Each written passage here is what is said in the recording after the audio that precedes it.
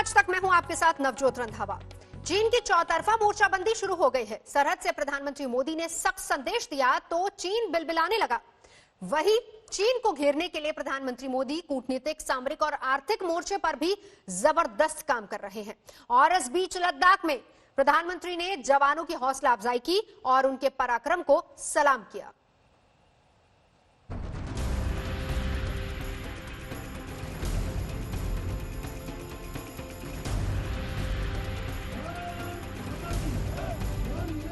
ये गूंज बीजिंग के कानों तक पहुंची तो खलबली मच गई। पीएम मोदी के लद्दाख दौरे से शी जिनपिंग का दिल बैठ गया है। पीएम मोदी गरजे तो चीन हक्का बक्का रह गया। प्रधानमंत्री ने उसकी विस्तारवादी नीति की दुखती रग को दबा दिया। विस्तारवाद का युग समाप्त हो चुका है। ये युग विकासवाद का है। तेजी से बदलते हुए समय में विकासवाद ही प्रासंगिक है।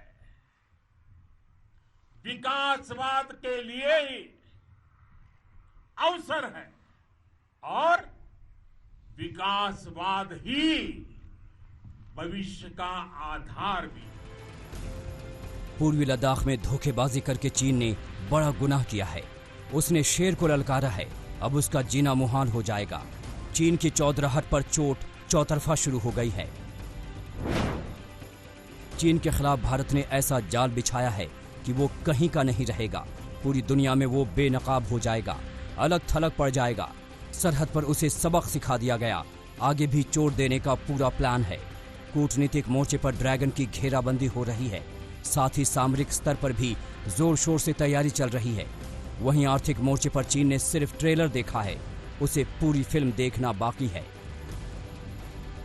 कूटनीतिक, सामरिक और आर्थिक मोर्चे पर घेरने की कैसी है तैयारी, वो आपको आगे बताएंगे। लेकिन सबसे पहले आपको बता दें कि सरहद पर पीएम मोदी ने जो मोर्चाबंदी की है, उससे ही चीन को पसीना आ गया है। पीएम ने जवानों के साथ, सेना के साथ रणनीति पर चर्चा की, अपने बुलंद इरादों से जवानों की हौसला अफजाई की। आपका साहस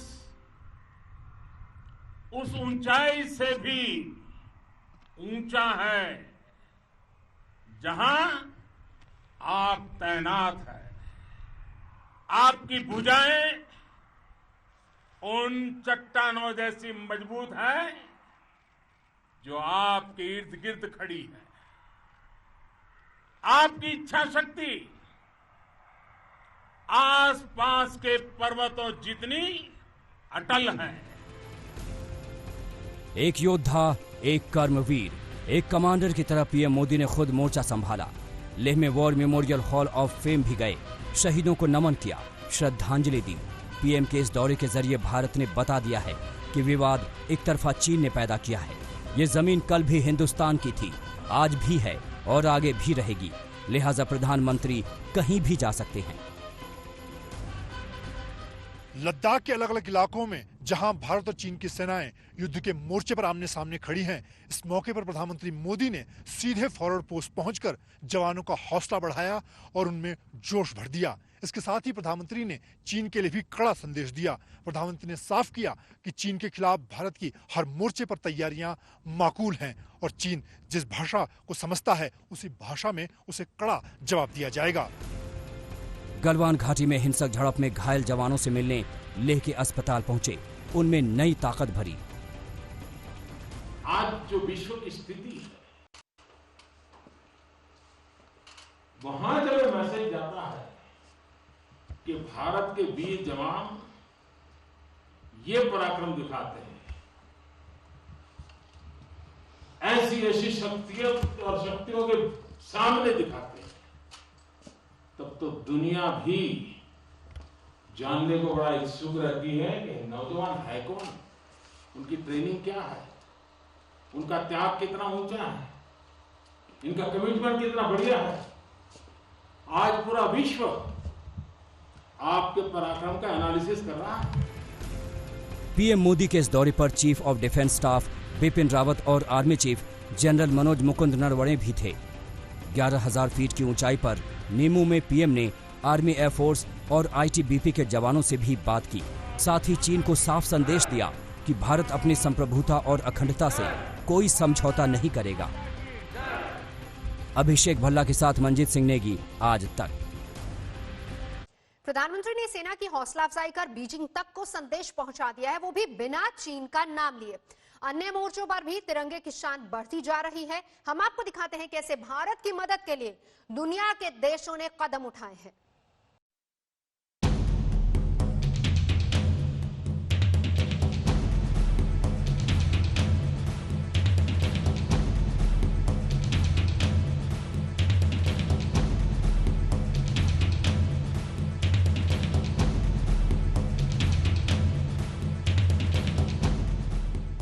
चीन चौतरफा घिर गया है। इस घेरेबंदी में बेहद मजबूत और भरोसे का साथी है रूस।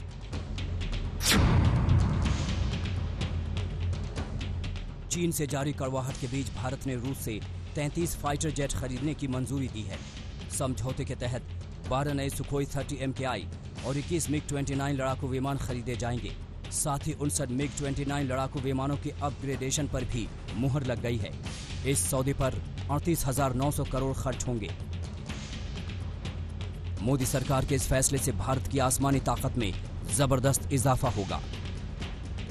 12 सुखोई Su-30 MKI, उसके साथ जो हैं आपके 248 अस्त्रा मिसाइल, जो air to air missile air force और नेवी के लिए, और 59 जो MiG-29 हैं उनको मॉडर्नाइज करने के लिए अप्रूवल, बिना का कॉम्बिनेशन। तो एक बहुत बड़ा फैसला लिया गया है कि ज़्यादा से ज़्यादा नए हथियार आएं इस टेंशन को देखते हुए।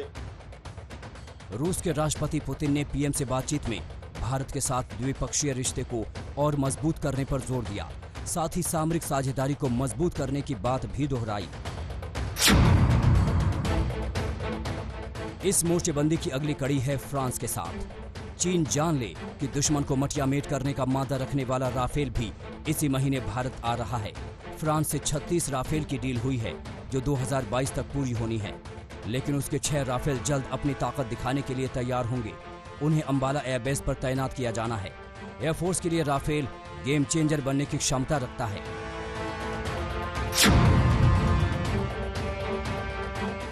अब आपको बताते हैं कि भारत अमेरिका की दोस्ती कैसे चीन की परेशानी बढ़ाने वाली है। भारत को अमेरिका का खुला समर्थन दुनिया जानती है। चीन भी देख चुका है इस दोस्ती की सच्चाई। उसी दोस्त अमेरिका से मिलने वाला है विनाशक helicopter anti submarine NH-60R Romeo helicopter. दुश्मनों के दांत खट्टे करने वाले 24 हेलीकॉप्टर की खरीद को लेकर फैसला हो चुका है। 3 हेलीकॉप्टर दिसंबर में ही मिल जाएंगे।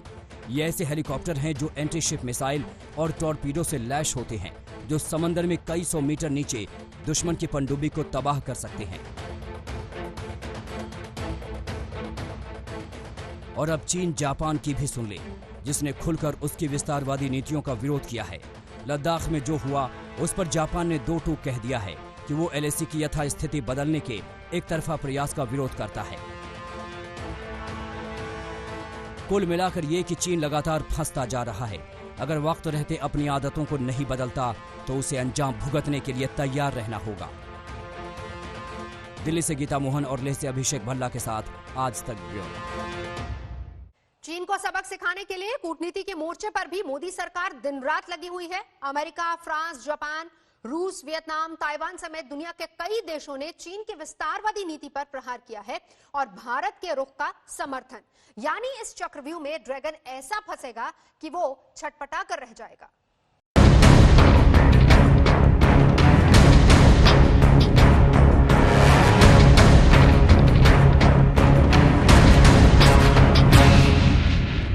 कूटनीति के रास्ते कटेगी चीन की लाइफलाइन, उसकी उखड़ जाएगी सांसें। अंतर्राष्ट्रीय फलक पर अलग थलग पड़ जाएगा ड्रैगन। बुनियाद बुलंद है, अंजाम भुगतने को तैयार हो जाए चीन।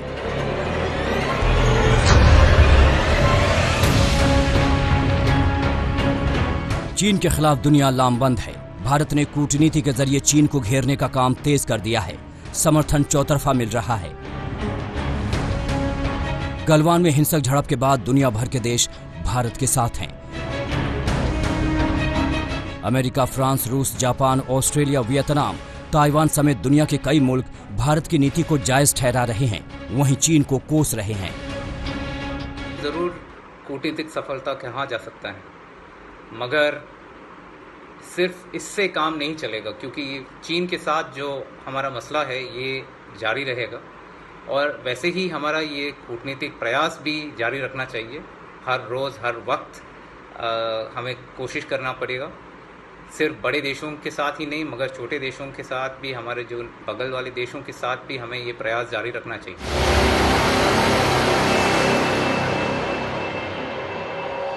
चीन अमेरिका के साथ ट्रेड वॉर से शुरू हुई जंग में वुहान वायरस ने आग में घी डाला है।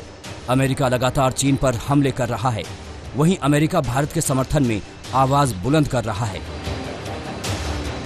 हाल ही में चीन के 59 ऐप बैन करने के भारत सरकार के फैसले को अमेरिका के विदेश मंत्री माइक पोम्पियो ने जायज ठहराया, जिसके बाद चीन बिलबिला गया।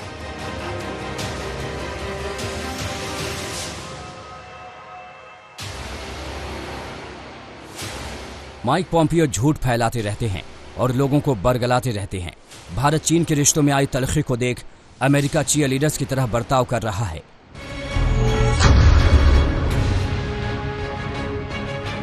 चीन को सबसे ज्यादा घबराहट अमेरिका से ही नहीं, रूस से भी है। रूस ने तनाव के इस मौके पर भारत को हथियार देने का फैसला किया, जिससे चीन परेशान हो गया। अमेरिका के चलते रूस चीन के साथ मजबूरी में आता है, लेकिन वो चीनियों पर विश्वास नहीं करते।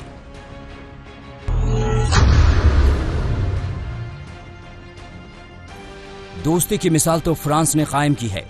चीन से तनाव के बीच फ्रांस दुनिया का पहला ऐसा देश है जिसने भारत के समर्थन में अपनी सेना को भी भेजने का ऑफर दे दिया। जापान रक्षा क्षेत्र से जुड़ी खुफिया जानकारी साझा करने को तैयार है। चीन से तनाव के बीच ऑस्ट्रेलिया ने भारत का समर्थन किया है। चीन के खिलाफ भारत के सख्त रुख के बाद पहली बार आसियान के 10 देश भी चीन के खिलाफ खुलकर सामने आए हैं। इस समय कूटनीतिक मोर्चे पर दुनिया भारत के साथ खड़ी है। इसे भारतीय कूटनीति की सफलता कही जा रही है। धोखेबाज चीन पर भरोसा करना अब ठीक नहीं। उसे सबक सिखाने के लिए कूटनीतिक स्तर पर भी जोरदार तैयारी है, यानी मोर्चाबंदी ऐसी होगी कि चारों खाने चित हो जाएगा चीन। गीता मोहन के साथ आज तक ब्यूरो। अंतर्राष्ट्रीय घेरेबंदी के बीच भारत ने चीन पर आर्थिक वार की शुरुआत कर दी है। सरकार ने उस पर डिजिटल स्ट्राइक की तो कई सेक्टर्स में भी चीन के पर काटने की तरफ कदम बढ़ाया जा चुका है।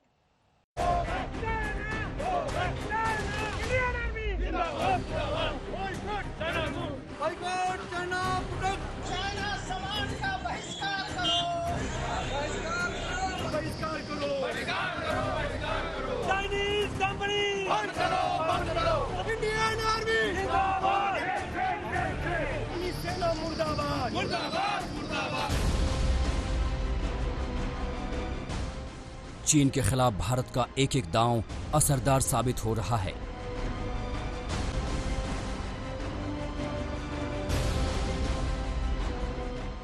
ऐसा डिजिटल स्ट्राइक हुआ है कि चीन को दिन में ही तारे दिखाई दे रहे हैं।